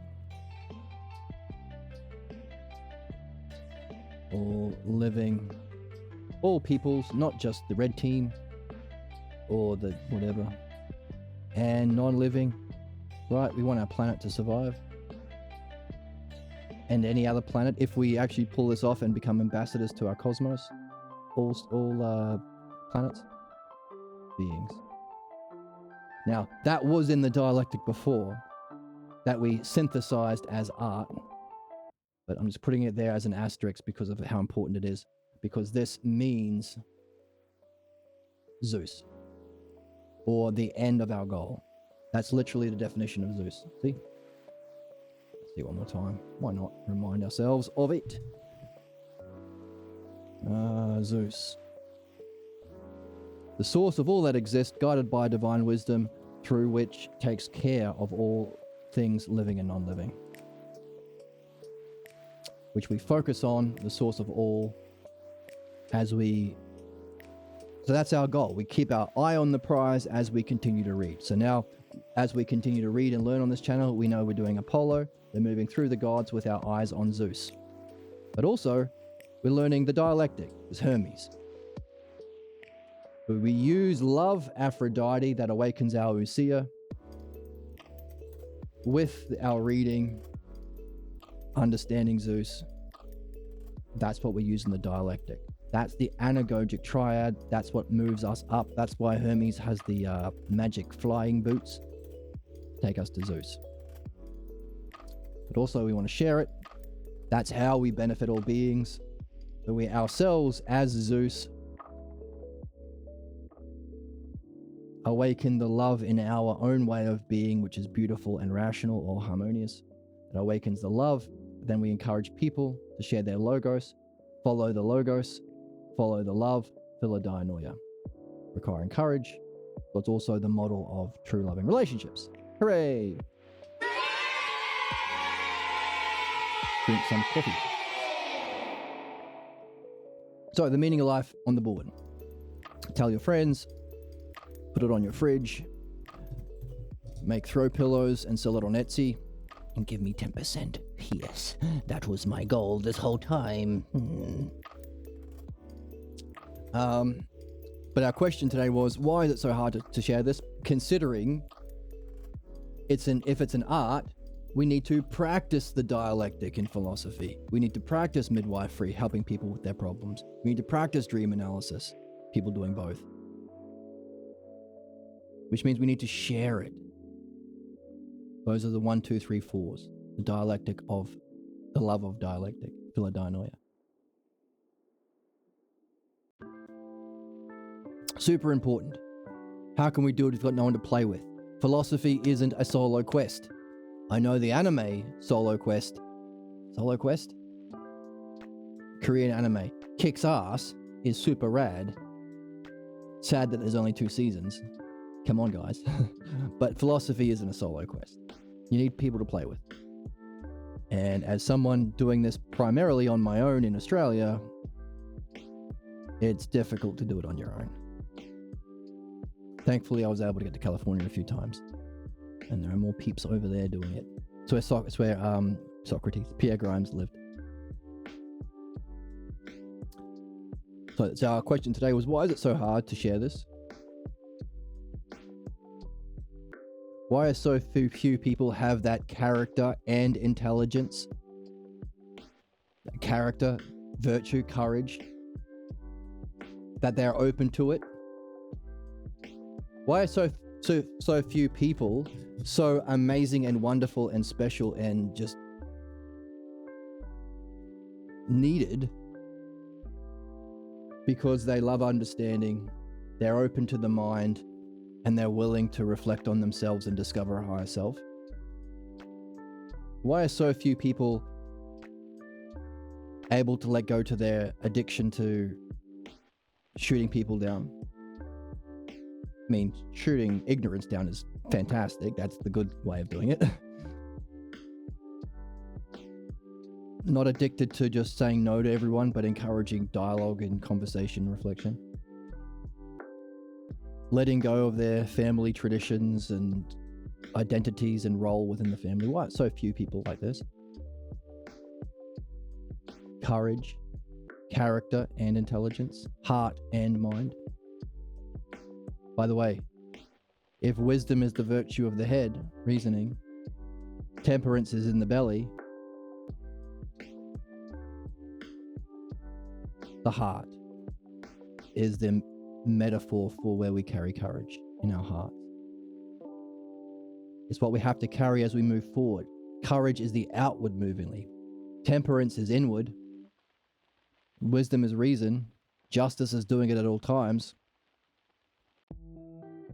These are all right opinions. You don't actually have true wisdom, true justice and stuff yet, but that's comes with wisdom, like the knowledge and understanding. As virtues, it's carrying it as you go. So hold on to what we've been learning about. Hey, in this whole book, Plato gives an explanation of human problems, physical desires. Jesus's twin Thomas gives an explanation of human problems, sexual desires. And Socrates said, well, I have kids. When I was 70, I had my partner had a newborn baby boy bouncing on her knee when I was sentenced to death at 70.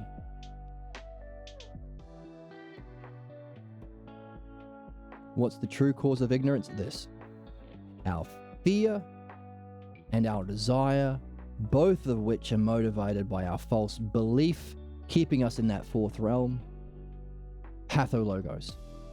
That's what is manipulated by religions and by tyrants. You want to solve the world's problems? Solve your own first.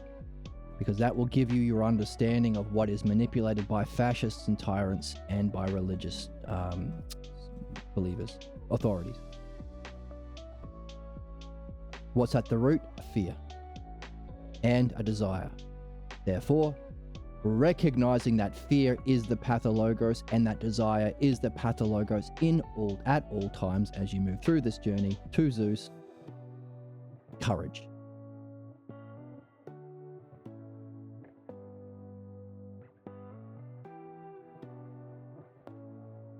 So the question is, why is it so hard to share it? Considering it's for everyone and great and wonderful. No one knows what courage is.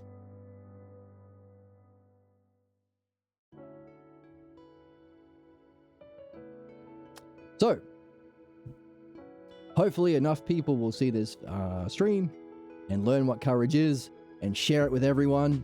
Again, sell fridge magnets and bumper stickers and embroidered pillows to define courage so that everyone picks up courage. And as we share it, hey, by the way, here's the meaning of life. Mastering the art of the dialectic. Easy. From belief to understanding. Fun. It's an art. Wow. Also, we love it. Love and logos. And oh yeah, requiring the outer courage, got that courage. My desire to shit on you, I'm going to put aside. And my fear of going through it, going to put aside. That's what courage is. So our question, why is it so hard to share this if it's the meaning of life for everyone? Courage. Which is a holding on to a right opinion. So really, what's the problem? We have the wrong opinions. We don't have the right opinions. Because it's to hold on to the right opinion about our fears and desires. That's the pathologos. Why did it take us 2,500 years to read this book and define courage? It took a person to go through midwifery and dream analysis to, as the book says, no longer be motivated to project their own beliefs into seeing what's there. So we needed courage, which is to hold on to the right opinion, which we get from the book, the text, Socratic text, which we needed to read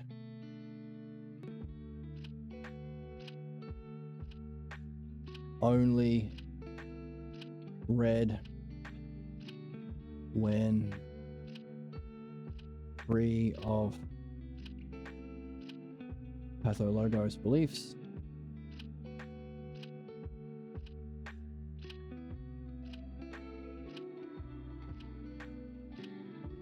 which can only come from requiring philosophical midwifery and dream analysis,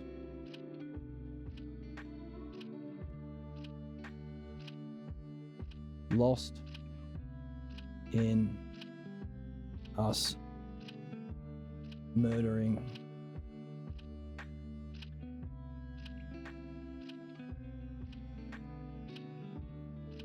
in us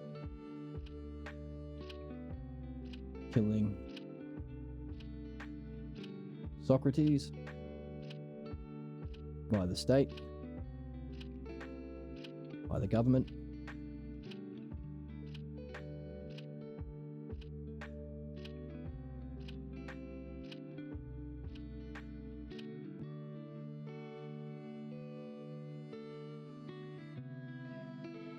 but lost in, therefore lost in Plato,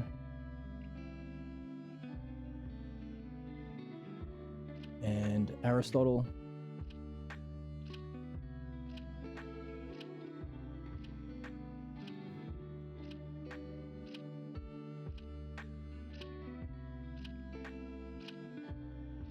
requiring a rediscovery and use of midwifery, philosophical midwifery, and dream analysis, which required needing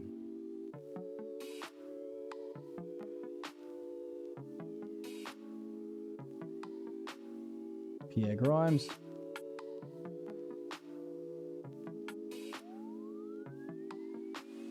to do that and develop it with my hand's getting a cramp, just like-minded friends.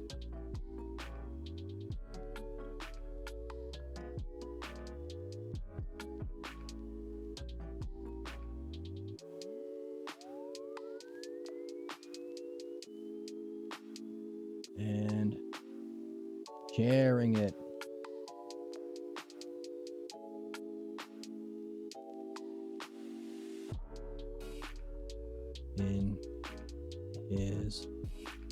Books. Dialogue.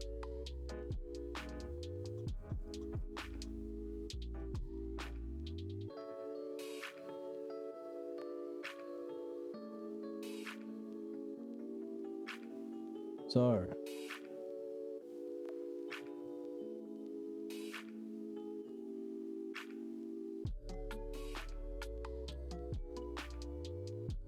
let's finish this baby off.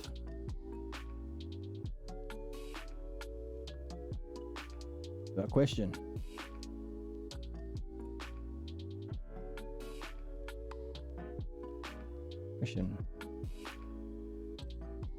Why?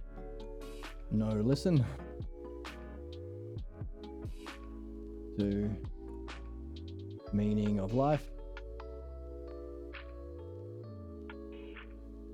Answer. Fear of 3, 2, 1.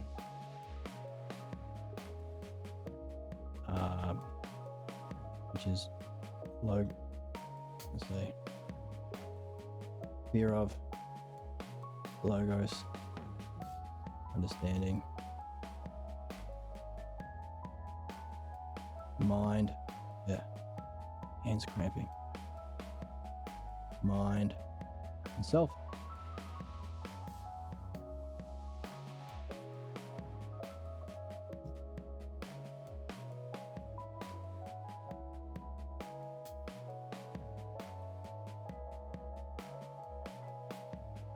Is 3, 2, 1 states of mind in our development, and desire, so put that in capitals, fear and desire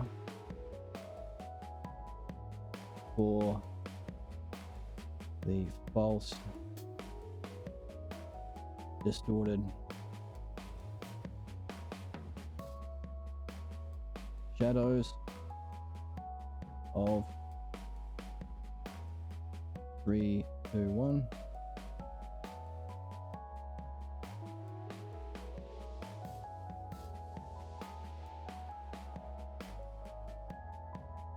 Which is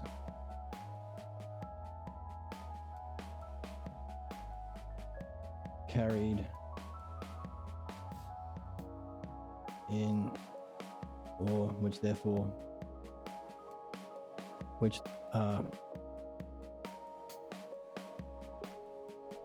rules the soul of human beings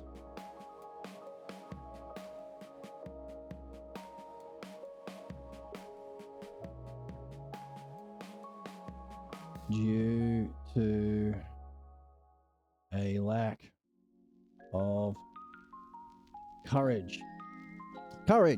Lack of courage, motivated by the fear and desire which rules the soul of human beings. And courage is holding on to the right opinion of the pathologos, which is the cause. The both of these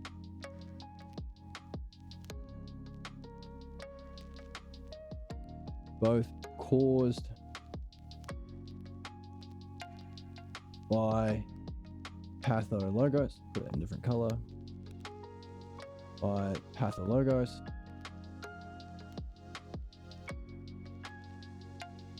which is manipulated by tyrants and religious authorities, politicians and clergy, the two and parents, of course, parents first, but the two professions in our world that we do not demand understanding and knowledge of a paradigm: kings and clergy, politicians and spiritual authorities. Pathologos, which is a manipulation of the pathologos, both caused by the pathologos, which therefore rules the soul of the human beings due to a lack of courage, which is holding on to the right opinions, so we don't have the right opinions about that. Why? Because that was in the Socratic text. Because we can only read the Socratic text if we were ourselves free of the pathologos beliefs, which cause us to project and not see what's there. which requires midwifery and dream analysis, but we lost that because we killed Socrates.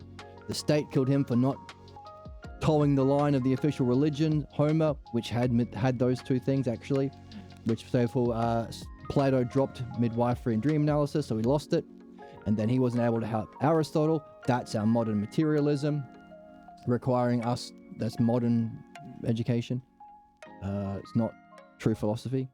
Requiring us a rediscovery and use of midwifery and dream analysis, which needed us to have Pierre Grimes come to birth as a gift to humanity to do those things and develop it with like-minded friends and sharing it in his books and dialogues, which is therefore why we are reading this book he wrote together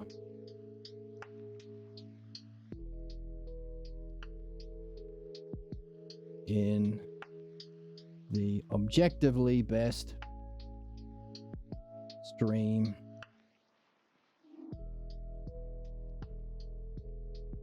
/ podcast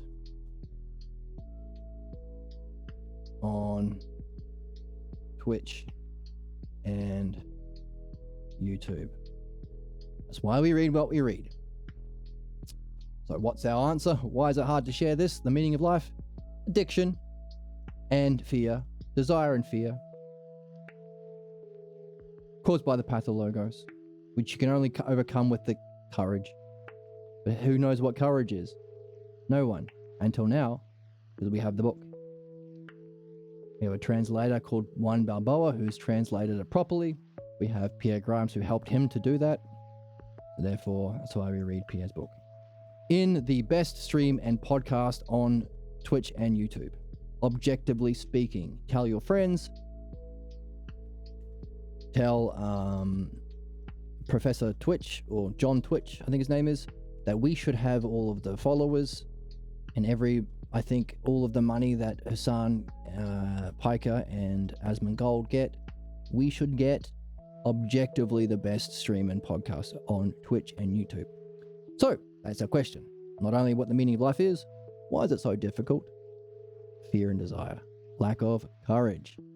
But also we covered how do we overcome that?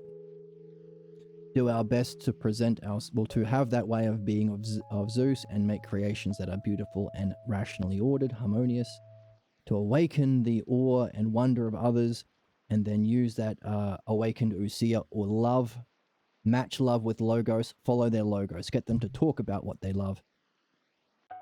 The lighting makes my eye look weird. Forget about that. Follow love of logos, that's philodianoia. And so we can share the dialectic and have people to play with to master the art of dialectic, which is what we're here for. Hooray! We got there. It took us a few hours, but it was worth doing. Thank you for joining me. Feel free to follow along on Twitch and YouTube. There's a link to the Discord if you want to join the Discord community. What happens if I do 2 thumbs? Anything? I do. Oh, fireworks. There's a link to the text below. And of course, you can buy a hard copy. Find that online. And if you want to donate to the channel, there's a link to buy me a coffee below. Thank you once again for joining me. And good luck out there. Awakening love and logos and doing your best to share the dialectic and the meaning of life with our fellow human beings. It's the best game in town, and you are... You're a wizard, Harry. You're all wizards, Harry. Because this is the archetype of the hero's journey. And it's not a solo quest, and I'm looking for someone to share in an adventure. I'm looking for people to share in the adventure. Thank you once again, and I'll see you in the next one. Bye. Wait.